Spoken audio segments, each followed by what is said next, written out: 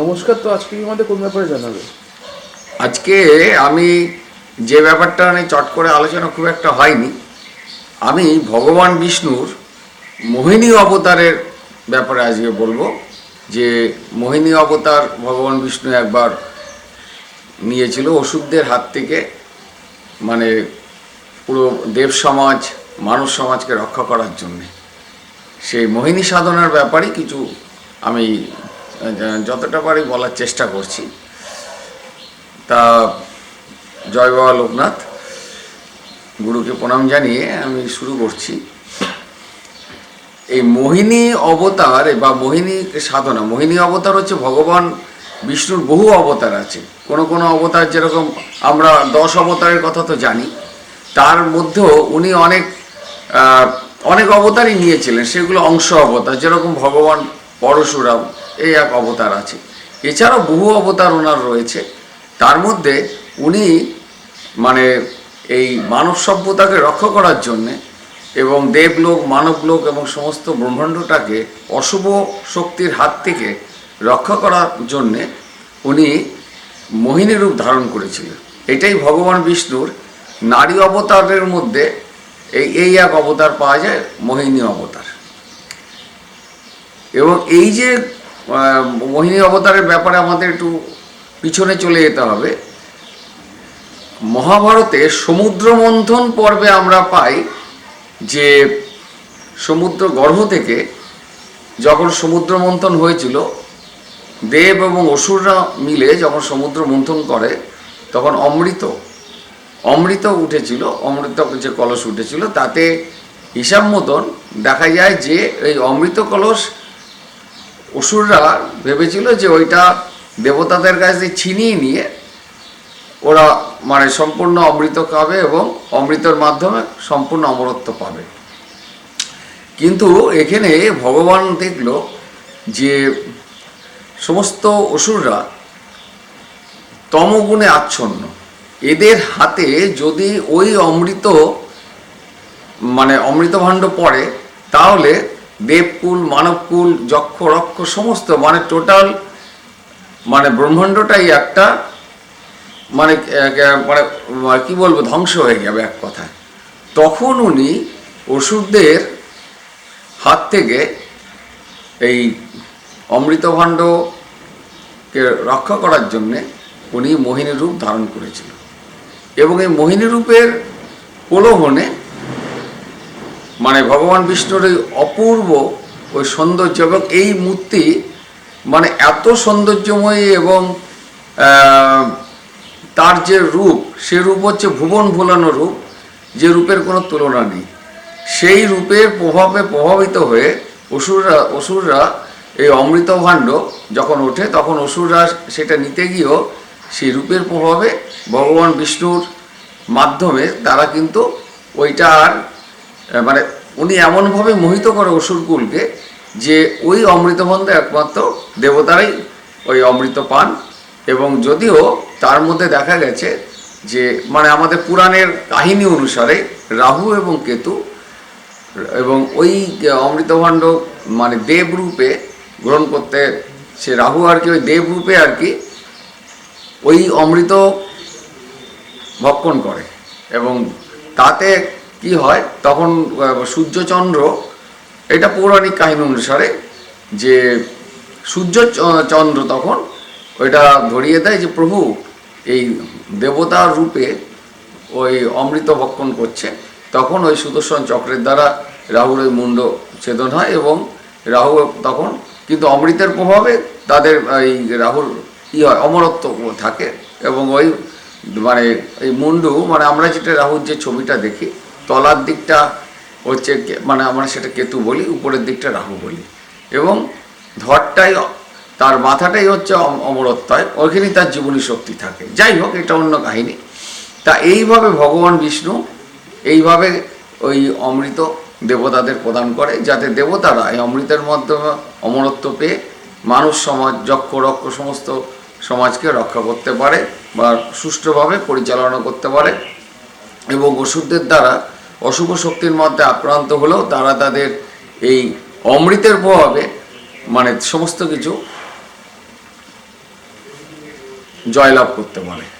এখন যে ব্যাপারটা, এছাড়াও এই আমরা পুরাণে পাই ভস্মাসুর নামক একজন ভয়ঙ্কর শক্তিশালী একজন অসুর ছিল। সে বহু বছর, হাজার হাজার বছর তপস্যা করে শিবের কাছে একটি বর পায়। সেই বরের হলো যে উনি, এই অসুর যার মাথায় হাত রাখবে সে ভস্ম হয়ে যাবে।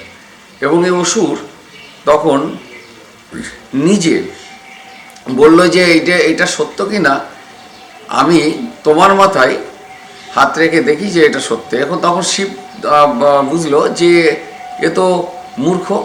তখন যাই হোক, ভোলে বাবা স্বয়ং মানে জগতের প্রভু, তা ওনার কিছু করতে পারেননি। কিন্তু তখন ভগবান বিষ্ণু ওই মহিরূপ ধারণ করে তখন নৃত্যের মাধ্যমে, যখন মহিরূপ ধারণ করে ভস্মাসুরের সামনে আসে, তখন ভস্মাসুর তাকে বিবাহের প্রস্তাব দেয়। বিবাহের প্রস্তাব দেওয়ার পরে বললো ঠিক আছে, আমাকে যে আমি যে নাচের বিভিন্ন মুদ্রা করব, সেইভাবে তোমাকেও সে আমার সাথে নাচতে হবে। তারপরে যদি আমি খুশি করতে পারো তাহলে আমি তোমাকে বিবাহ করব। এইবারে ওই যার জন্য একটা নাচ আছে মোহিনী নট্টম, মানে মোহিনী নাচ, এইটা কিন্তু নাচের জগতে খুব উল্লেখযোগ্য একটি নাচ। তো যাই হোক, ওই নাচতে নাচতে এক সময় মানে মোহিনী, মানে ভগবান বিষ্ণুর যে মোহিনী রূপ, সে নিজের মাথায় হাত রাখে, ভস্মাসুরও নিজের মাথায় হাত রাখে, সুতরাং সাথে সাথে পুরো ছাই হয়ে যায়। এইভাবে এক হচ্ছে সমুদ্র মন্থনের সময় ওই অসুরদের হাত থেকে অমৃতকে রক্ষা করে দেবতাদের প্রদান করেন।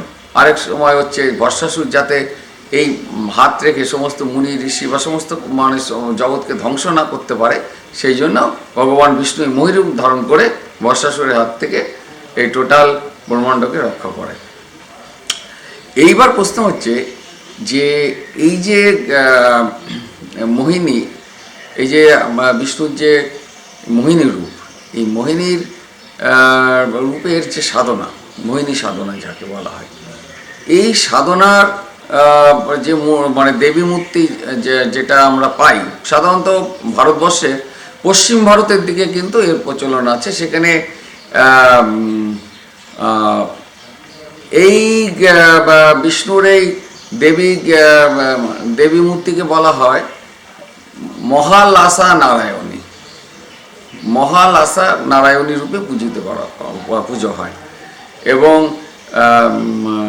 এবং এবং আমরা এইটা পাই হচ্ছে খাণ্ডব স্ত্রী। খাণ্ডব মানে ভোলে বাবার আরেকটা রূপ হচ্ছে খাণ্ডব রূপ, মানে এইটা হচ্ছে এই রূপের সঙ্গিনী হিসাবে আমরা ওই মোহিনী দেবী বা এইখানে পূজিত হয় ভগবান বিষ্ণুর এই রূপ, নারী রূপ। এই মানে হাত বলা হচ্ছে ওনার হচ্ছে চতুর্ভুজা, এক হাতে তরবারি, এক হাতে ত্রিশূল, এক হাতে পানপাত্র, এক হাতে হচ্ছে কাটা মুন্ডু, সে কিন্তু রক্ত পড়ছে, বাঘ বা সিংহ সেই রক্ত গ্রহণ করছে, তার পায়ের নিচে একটা অসুর বা অশুভ শক্তি মানে চিত হয়ে মানে উপর হয়ে শুয়ে আছে। এই হচ্ছে দেবীর চিত্র। এখন এই যে মোহিনী সাধনা, এই মোহিনী সাধনা সাধারণত যেটা যখন করতে হয় সাধারণত রাতের দিকেই ভালো হয়। এবং এই সাধনা শুক্রবার করে শুরু করতে হয়, রাত 10টার পরে করলে ভালো হয়, নির্জন স্থানে এবং নিরিবিলি। এবং এই সাধনা হচ্ছে মালায় হয় 21 মালা কিংবা হচ্ছে 51 মালা বা 101 মালায় এগুলো করা হয়। এখন এই মন্ত্র জপের যে ব্যাপারগুলো আছে, এই বীজ মন্ত্র, তবে এইটা আমি বলবো যে গুরু ছাড়া এই বিদ্যা এই মোহিনী সাধনা করতে না যাওয়াই ভালো। প্রথমত যিনি এই সাধনা করবেন তাকে একটা জিনিস মনে রাখতে হবে। যেরকম আমি বলি, দেখা যাচ্ছে যে মানে আমি একটু বাস্তব জগতের সাথে এটা কীরকম লিঙ্ক আমি বলে দিই। দেখা যাচ্ছে যে তার কর্মজগতে কেউ হয়তো কোথাও চাকরি করে, কিন্তু সে তার নিয়ম নিষ্ঠা করে সেখানে তার মানে যেখানে চাকরির স্থানে প্রচণ্ড পরিশ্রম করছে, তার মধ্যে কোনো ফাঁকি নেই, প্রচণ্ড সততার সাথে করছে। কিন্তু দেখা যাচ্ছে এই উপরওয়ালার যে বস রয়েছে বা তার কলিগরা রয়েছে প্রচণ্ডভাবে শত্রুতা করে একে মানে কি বলবো, যে তাকে ডমিনেট করার চেষ্টা করছে, তখন দেখা যায় যে এই মোহিনী সাধনার মাধ্যমে তাকে তার শরীরে এমন একটা অরা বা এমন একটা মানে স্পিরিচুয়াল পাওয়ার আসে, সেটা কি বলে তারা দেখা গেল তারা আর ওই জিনিসটা করতে সাহস পাবে না বা এড়িয়ে যাবে, মানে তারা ওই জিনিসটা ভাববেও না।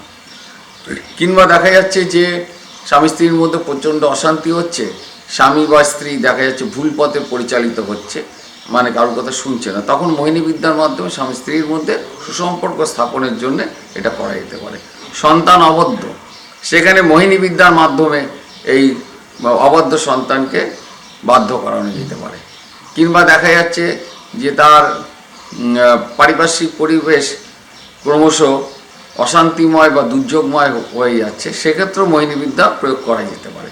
কিন্তু এখানে একটা জিনিস আমি বলি, সবথেকে বড় কথা, এই কখনো মোহিনী বিদ্যা কখনো নিজের স্বার্থে বা মানে নিজের স্বার্থসিদ্ধির জন্য বা খারাপ কাজে ব্যবহার করা যাবে না, করলে পরে তার হিতে বিপরীত হয়ে যাবে। তার কারণ হচ্ছে কি, এটা এই ভগবান বিষ্ণু জগতের নাথ, জগতের প্রভু, সুতরাং তার এই মোহিনী বিদ্যার কোনো কুপ্রয়োগ হলে তাতে তো কাজ তো হবেই না, উল্টে যিনি করবেন তার বিরাট ক্ষতি হয়ে যাবে। কেন, উনি কোনো উপদেবতা বা উপদেবী নন, উনি জগতের মালিক। সুতরাং এইখানে এইগুলো খেয়াল রাখতে হবে। আর যখন সাধনা করা হয়, মানে সাধনার যে নিয়ম হচ্ছে যে উত্তর দিকে মুখ করে সাধনা করতে হবে এবং হলুদ রঙের মাদুরের উপর বসে, এবং তার সামনে যে তাম্রকুণ্ড থাকবে তার মধ্যে মোহিনী যন্ত্র স্থাপন করে সুগন্ধি পুষ্প এবং সুগন্ধি তাকে ফুল বা সুগন্ধি বা আতর বা সেন্ট ব্যবহার করতে হবে। এই মোহিনী সাধনা হচ্ছে সুগন্ধি আতর বা এই সুগন্ধি আতর বা ফুল এইগুলো ব্যবহার করতে হবে। ব্যবহার করে এইগুলোর যে কতগুলো নিয়ম আছে, সেই নিয়ম হচ্ছে যে এটা 21 দিন পর করে যাওয়া হলো, কিংবা 51 দিন বা কিংবা 101 দিন এই পড়া হলো, এবং তাতে যদি সিদ্ধ না হয় তাহলে এটা ক্রমাগত চালিয়ে যাওয়া যেতে পারে। এবং যখন দেখা যাবে, এবার সে বুঝবে কি করে যে প্রথমত যে ওই মোহিনী মায়ের দর্শন তো একটা ব্যাপার আছে, এছাড়াও এই দর্শনের আগে তার কিছু অনুভূতি হবে, যেরকম সে নিজে দেখবে যে তার শরীর প্রচুর রোগমুক্ত হয়েছে এবং তার কথাবার্তা এবং চেহারার মধ্যে যে অপূর্ব একটা সৌন্দর্য বিধান হয়েছে, এবং তার চারিদিকে এমন এক ম্যাগনেটিক ফিল্ড বা একটা অরা তৈরি হবে, যে অরার কাছাকাছি এলে অশুভ শক্তিও তার কাছে মাথা নিচু করবে এবং তার মধ্যে কোনো মানে অশুভ ভাব বা অশুভ জিনিস থাকবে না, সমস্ত কিন্তু লুপ্ত হয়ে যাবে। তা এইভাবে, এবং সে মানে পরের উপকার করতে পারে, নিজের তো উপকার হবে, পরের উপকার করতে হবে, মানে উপকারের মাধ্যমে সে কিন্তু সমাজেরও অনেক উপকার করতে পারবে। কিন্তু আমি মন্ত্রটা বললাম না এই কারণে, যেহেতু এই মন্ত্র হচ্ছে ওটি সিদ্ধ মন্ত্র, এবং একমাত্র এই মানে আমি যদি এখন এই মন্ত্র বলি তাহলে মুশকিল হবে কি, এই গুরুমুখী বিদ্যা, যার গুরুর কাছ দিয়ে সে এই মন্ত্র নিয়ে সাধন সিদ্ধ হতে পারেন।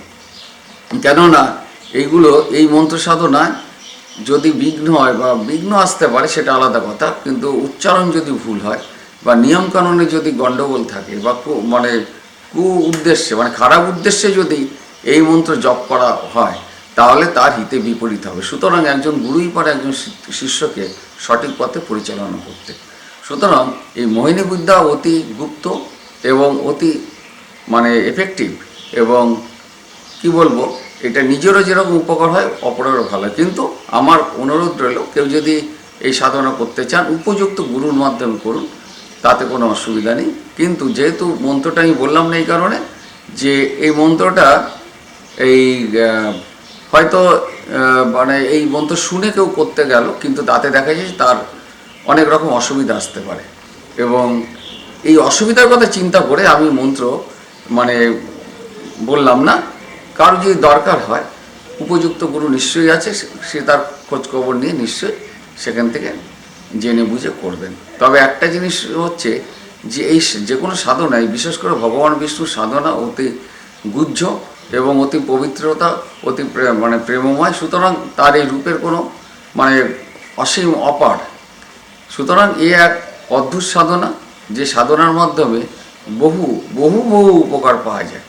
কিন্তু এটা মানে তিনটে জিনিস খেয়াল রাখতে হবে।